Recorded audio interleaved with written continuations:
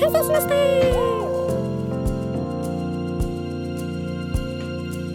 ろいろと考えてやっとたどり着きました。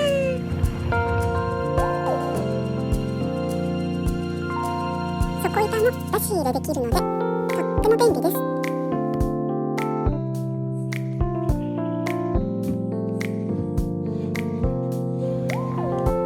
木と木のスライド抵抗をなくすため 2.3 ミリのベニヤ糸を貼って隙間を作りました。フックに指をかけて楽々スライドします。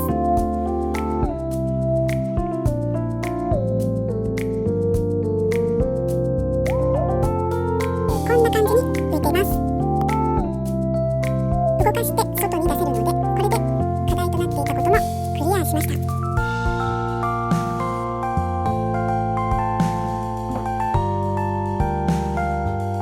扉を閉めることでぴったりと合うようになっています。